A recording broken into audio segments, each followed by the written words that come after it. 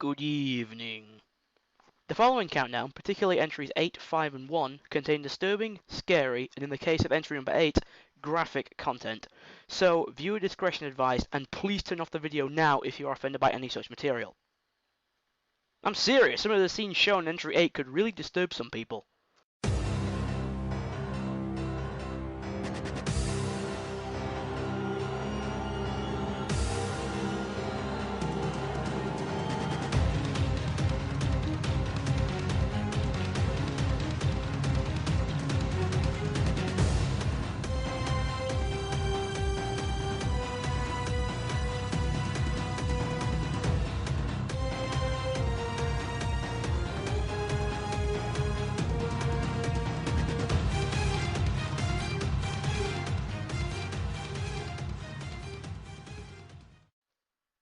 Yes, this topic has been done by everyone, and no, I couldn't think of a better topic this year.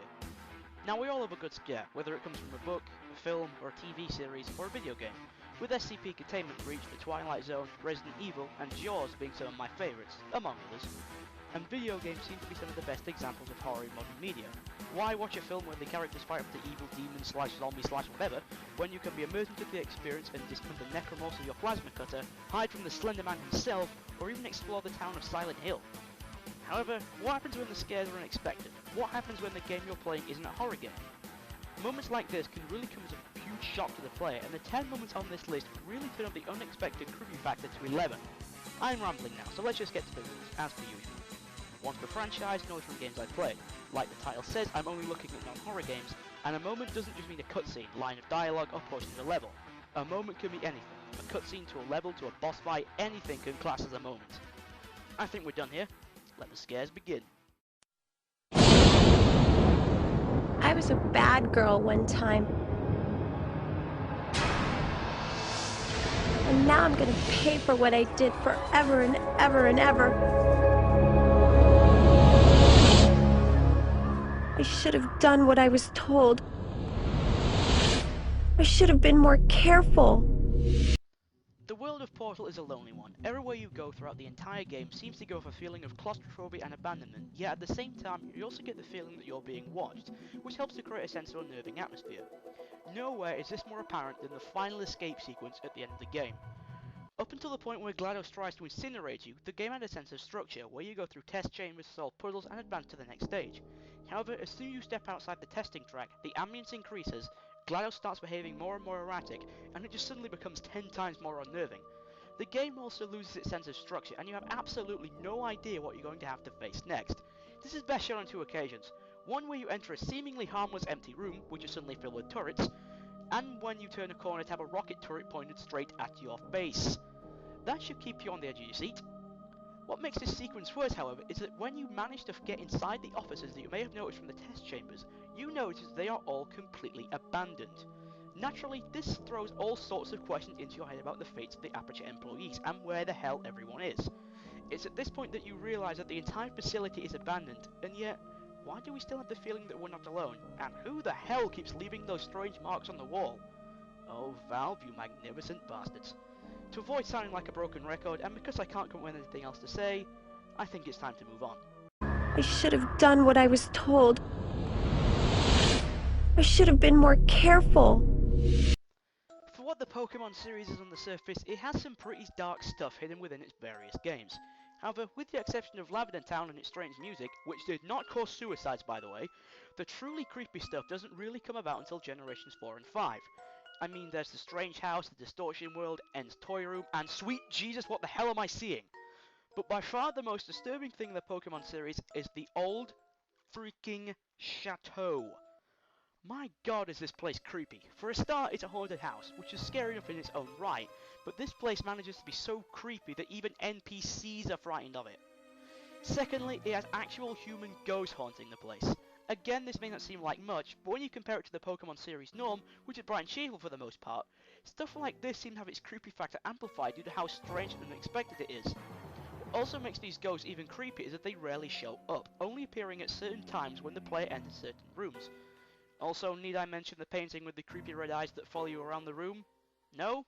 Didn't think so. The old chateau also has a very unnerving feel to it, making it feel very uncomfortable to walk around this place. That and the strange statue in the entrance hall that apparently glares at you, and the rooms at the back being filled with clutter don't really help things, and make the house feel as though it was abandoned in a hurry. Finally, have you heard that music? Forget Lavender Town, the distortion world in the strange house. This place has the most eerie, disturbing, and haunting music in the Pokemon series, hands down. Did anyone else's heart skip a beat when they encountered a wild Pokemon? You're probably sitting there wondering why this place is so low. Well, you are required to go back to this place to catch Rotom later on, so it's not all that bad.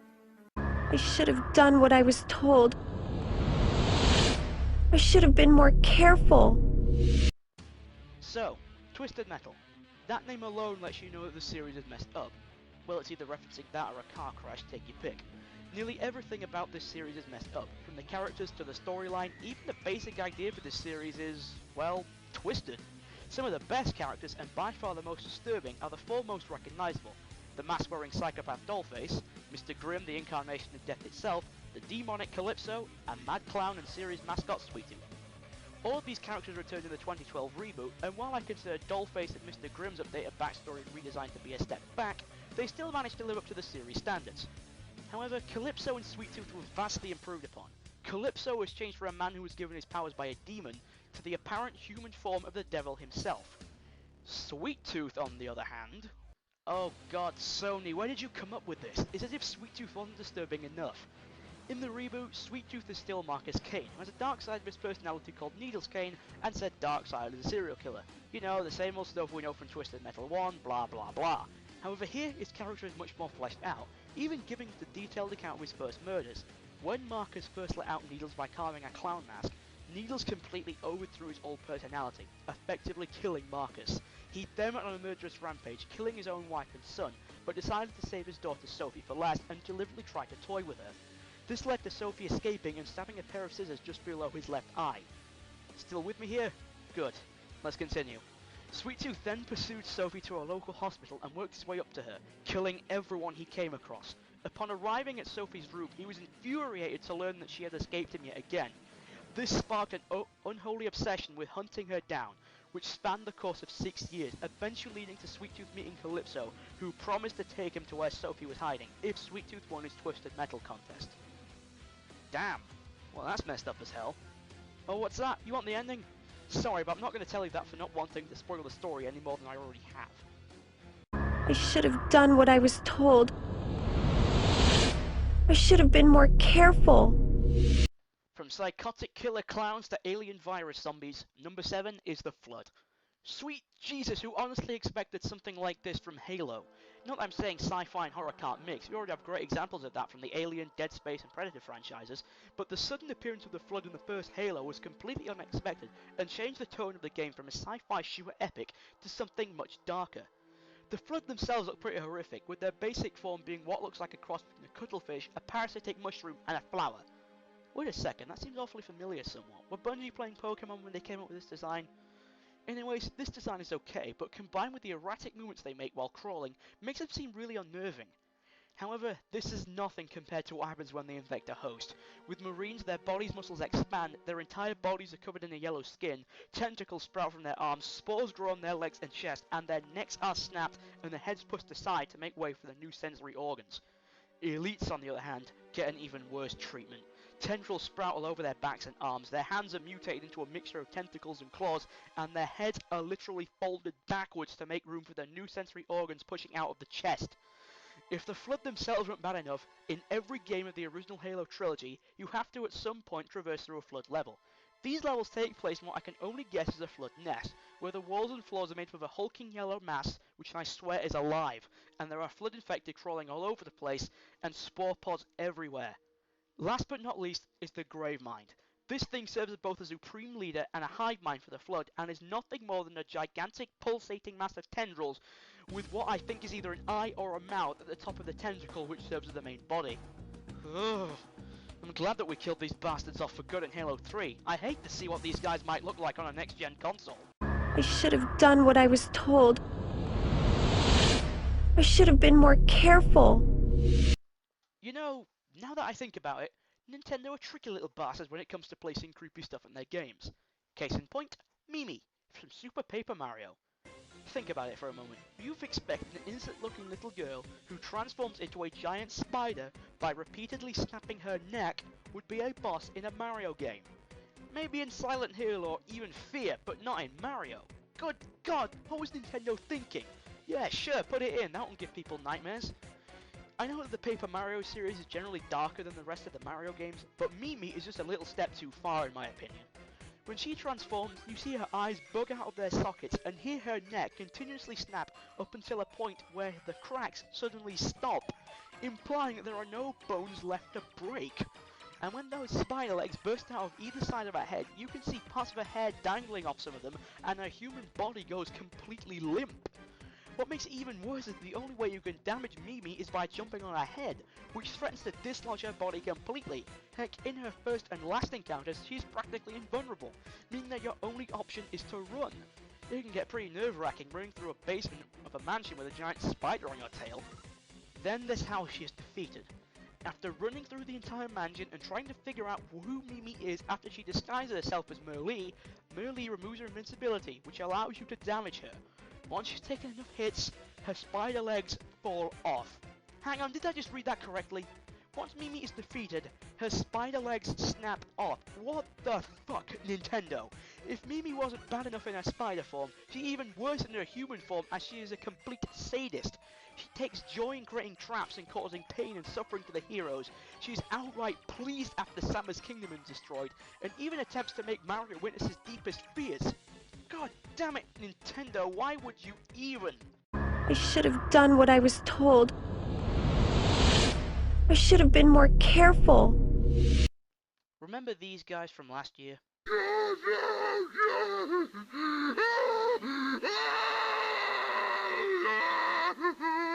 Thought you might. You know, despite how creepy the headcrab zombies are, they're only as disturbing as the area they appear in. While the zombies that appear in the City 17 tunnels in episode 1 and the abandoned mines in episode 2 were creepy enough in their own right, there is one level in the first Half-Life 2 that is absolutely filled with these things. That chapter had gained mass infamy on the internet and the Half-Life community. That chapter has gone down as one of the most disturbing levels ever created. That chapter is, We Don't Go to Ravenholm. While I will admit that I didn't find Half-Life 2 to be as good as everyone says it is, and that said chapter isn't as disturbing as this,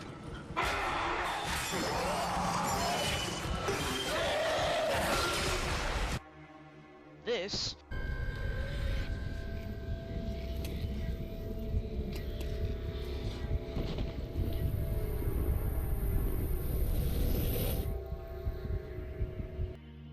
or even this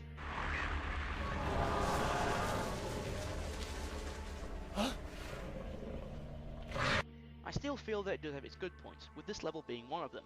Before you even arrive, you can see that the access tunnel to Ravenholm is completely blocked off, with Alex Vance sounding slightly terrified of the place. Okay, so this place is blocked off. Phew! I thought I'd have to go down there.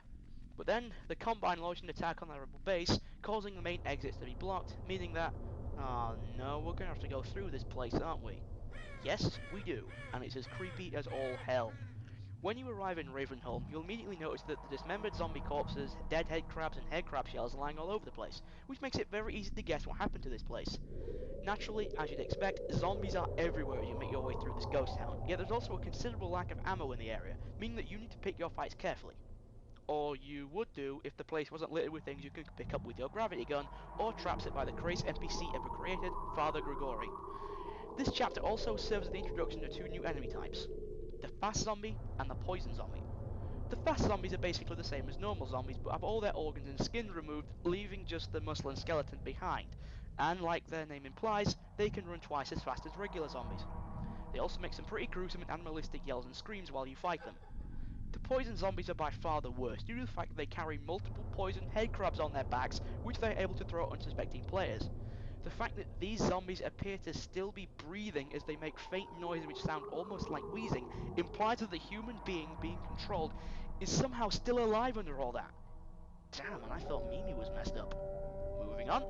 As well as the creepy zombies and unnerving feeling that this place gives off, you may also spy some grisly scenes tucked away in the shadows, such as the bodies of people devoured by the zombies, the dismembered zombies caught in Grigori's traps, the bodies of implied suicide victims, and the remains of those unlucky enough to get caught in the traps while fleeing for their lives. This level is nicely rounded off by an even more creepy ending. After being helped through the graveyard at the back of the town while fighting your way through a zombie horde, might I add, you descend into the Ravenholm mines, which are literally infested with head crabs. One wrong slip here, and it's all over. The strange ambient music which plays throughout the level doesn't really help either, and it serves to create a really isolated, disturbing, and unnerving atmosphere to the level. Jeez, that was a long segment. I should have done what I was told. I should have been more careful. Time for another example of how those sneaky bastards at Nintendo slip things past the censors, this time from the Zelda series. So, what did I choose? We don't really have a shortage of that kind of stuff, do we? I mean, we have the Redeads, the Shadow Temple, the Destruction of Symmetry City, Girahim, the Ancient Cistern's Bottom Floor, Zant, the Dead Hand, the list is practically endless. But none of these things even begin to compare to the creepiness that is Ikana Canyon. Ikana Canyon is essentially a land of the dead, being a cursed desert where a proud and mighty kingdom once stood, and with Poes, Gibdos, Stalchids, and Redeads swarming all over the place. This place is home to a number of creepy locations and people, with some of the most prominent being the graveyard, Ikana River and the Music Box House, Beneath the Well, and the ancient castle of Ikana. The Ikana graveyard is unsettling enough just by being near the place, but at night this place becomes filled with stalchids that rise from the ground and patrol the graves. They will only disappear if Link is able to defeat the giant stalchid Captain Kita. The Ikana River is a dried up river which was cursed by the ghost composer Sharp. Sharp banished all living things, destroying the only water source in the region and causing Gibdos to rise from their graves. After playing the counter melody, the water starts flowing again, granting entrance to the Music Box House and driving away the Gibdos. The Music Box House is home to Pamela and her father. Pamela's father was fascinated by the Gibdos until one day he became cursed and began to turn into a Gibdo himself, which you discover if you open the closet in the house's basement, and this can lead to horrifying scenes for first-time players. Jeez, what is it with this place? Haunted graveyard, zombies rising from their graves, home being attacked by a zombie horde, cursed desert wasteland, and a man turning into a monster after studying those same monsters. It's like every horror movie cliche and setup rolled into one. And I love it! The last two areas aren't too bad. Beneath the Well is pretty much the same as in Ocarina of Time, except with more Gibdos and less torture chambers, and there isn't really anything worth talking about in regards to Ikana Castle, except those two Easter eggs, which I'm pretty sure Media Master has covered before. I guess we're done here. Oh wait, I've got the Stone Tower Temple.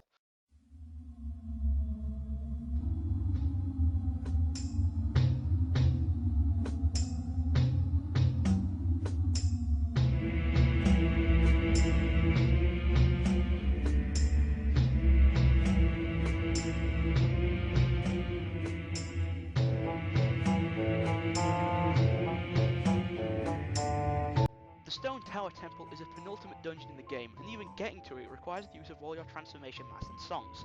Once inside, it plays out like any other dungeon in the series, except with some of the catchiest music ever composed playing in the background. Use your items and abilities to defeat enemies, solve puzzles and the like, until you start seeing chests and doors appear on the ceiling. Eventually you come back to the beginning, and with nothing better to do, you decide to shoot the red switch by the entrance. What happens is one of the most unique ways of completing a level ever conceived. You flip the entire temple upside down.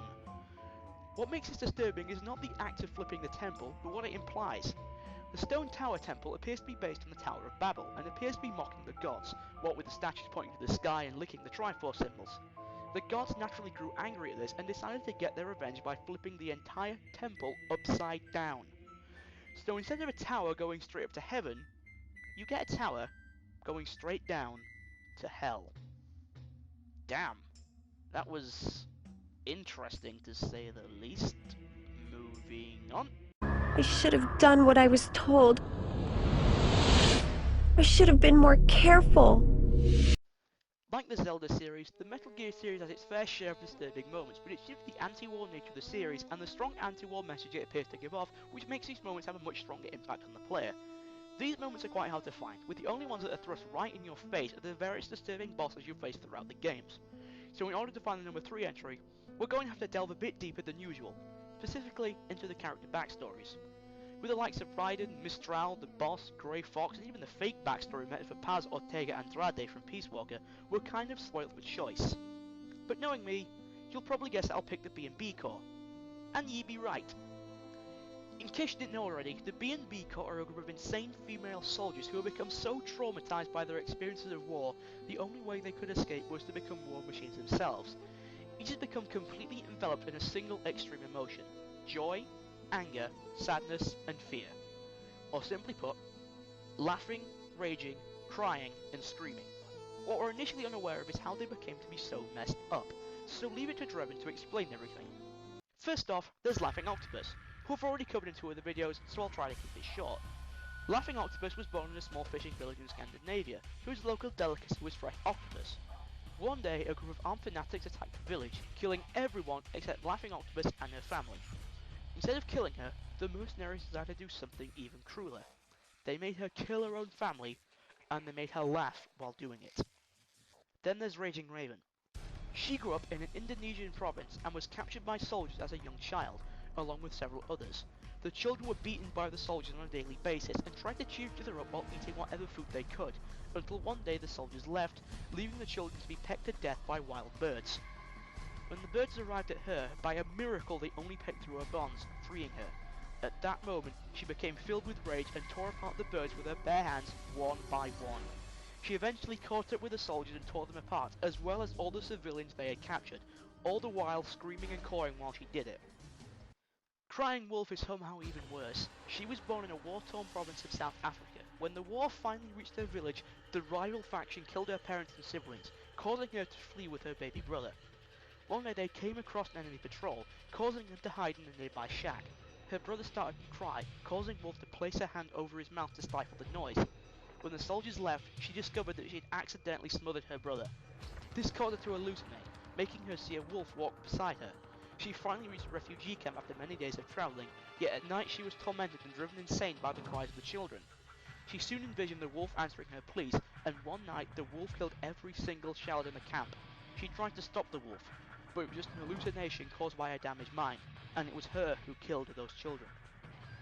Even after several years, she still couldn't cope with the truth, causing her to believe her fantasy of the wolf killing those children and not her. Screaming Mantis is probably the worst of the bunch by far. Born in yet another war-torn village, this time in South America, her village was attacked and burned to the ground while she was just a child. Hunted by enemy death squad, she became separated from her family and took refuge in the basement of a deserted building, which she later discovered to be a makeshift torture chamber. Given the constant military presence, she was unable to escape, and the dying screams of the victims haunted her day and night. She kept herself alive by drinking rainwater pulled upon the floor, and soon she began to hallucinate. She saw a small black mantis who taught her how to block out the screams, and she also learned that she had to eat the corpses of the torture victims to survive. However, she only ate the male ones. The starvation and dehydration had done untold, incurable damage to her mind, and after escaping to the surface, she was found by Liquid Ocelot's forces, who subjected her to gene and nanotherapy, eventually implanting the remains of the persona of Psycho Mantis into her mind. What makes these more disturbing than some of the other entries, and why they are so high, is because all of this isn't pure fantasy. Believe it or not, atrocities like this have happened, or could be happening in the world today, and there's plenty of evidence. From the atrocities committed by British colonists through building their empire, to the chemical weapons used in World War I, to the Nazi Holocaust, to the American chemical weapons used in Vietnam, to the Viet Cong's torture of captured troops, to the Rwanda genocide, to the attacks by Somali pirates. When it comes down to it, we don't need horror movies. Humans are the real monsters. I should have done what I was told. I should have been more careful. If you were to ask me which comics I prefer the most out of DC or Marvel, I choose Marvel by a long shot. I mean, Marvel has Ghost Rider, Iron Man, Captain America, and motherfucking Deadpool. And I also enjoy some of the DC heroes, like Green Lantern, Superman, and of course, Batman. To be honest, it hasn't been until recent years that the dark and gritty side of Batman has been successfully translated into films and video games. Before the Nolan trilogy managed to revive The Dark Knight in 2005, we had to put up with Schwarzenegger's Mr. Freeze in the god-awful Batman and Robin. Yet it took another 4 years and Batman Arkham Asylum to finally give Batman the video game he deserved. Well, unless you count Lego Batman, which I don't. While Arkham Asylum is a very dark game and manages to throw a ton of creepy stuff in your face, like Scarecrow for instance, in order to find our number 2 entry, we have to look ahead 2 more years and at the sequel, Batman Arkham City. Arkham City took everything about the first game and somehow improved upon it, which to be honest was a fairly difficult task considering how amazing the first game was. But one of the things that received a massive upgrade was the disturbing content, and nowhere is this more apparent than Wonder City. Sweet Jesus, this place is weird. After travelling through the old subway system for the second time, while trying to find Ra's al Ghul's blood to help Batman make a cure for the disease given to him by the Joker, you track a homing beacon that you placed on one of his ninjas through what appears to be an abandoned and ruined underground city. You then arrive at the base of Wonder Tower, rescue a hostage, and then you decide to go through a nearby door. Big mistake. On the other side of that door is a corridor with mysterious giant doors blocking off your progress every so often. Power up each set of doors while listening to the creepy voice of the announcer on the loudspeaker, until you open one door to see a henchman with a knife in his back who dies right in front of you. You'll see a bunch of random enemy bodies dangling from a roof if you look up. This is a place I like to call the Butcher Room, due to the decor, and can come as quite a shock for first time players. Once you arrive in the main part of Wonder City, you'll notice that the entire place is in ruins and there are skeletons everywhere, even in the sewers. If you listen to the announcer, you'll notice that Wonder City was originally intended to be a crime-free utopia for the people of Gotham City. Then, there's the Mechanical Guardians, which are mysterious robots lying around in various places, who I swear are watching me with their staring dead eyes. However, what makes Wonder City so creepy is its true history, unlocked by reading the various Arkham City stories unlocked by completing various Riddler challenges. As it turns out, Ra's al Ghul didn't build Wonder City to make a crime-free society. He built it in order to mine a chemical he called Lazarus. This chemical was used to power Wonder City, and in turn allowed Ra's to unlock the secret of immortality. However, living in such close proximity to the chemical caused the inhabitants to grow insane, eventually leading to the city being condemned and the insane citizens locked away in Arkham Asylum. Ra's returned many years later in order to replenish his supply of Lazarus. However, the continuous digging caused the streets both above to collapse underground. However, the real reason this place is so high is because I'm really creeped out by abandoned buildings and cities, which means I do in fact find the ruined Cemetery City, Rapture, the Strange House, Tumbleweed, and even the ruined C-17 to be some of the creepiest things I've ever experienced while playing a video game. The ambient music that plays in the background, the dreary unsettling atmosphere that this place has, and the fact that this place was crawling with ninjas that could appear any moment didn't really help matters, and managed to keep my heartbeat in triple digits while exploring this place. I really hate having to come back here for those Riddler trophies. I should have done what I was told. I should have been more careful. Number 1 could surprise a lot of people, seeing as it's not something people generally talk about in these types of lists. It's nothing really as iconic as the Scarecrow Nightmares or Ravenholm, nothing really unsettling like the old chateau, nothing as unexpected as the Distortion World or Mimi. In fact, number 1 comes from a franchise that I first tried out this year, and it's from a franchise which is known for plot twists, emotional moments, forcing the player to make hard decisions, and its unique settings and characters. That franchise is BioShock.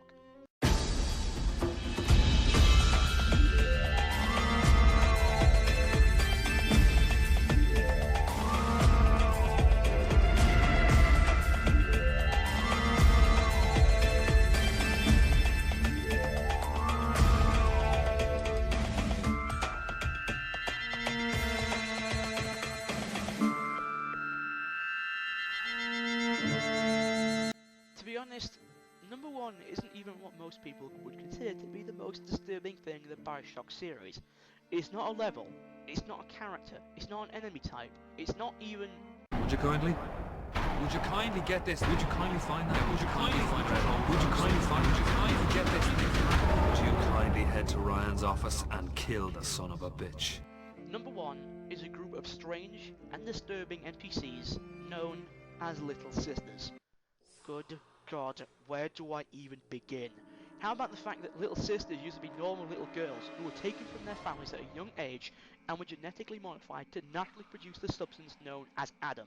Once Rapture's scientists realised that the Adam produced by them was too small, they were altered yet again to be mentally conditioned to seek out and collect Adam from the corpses dotted around Rapture.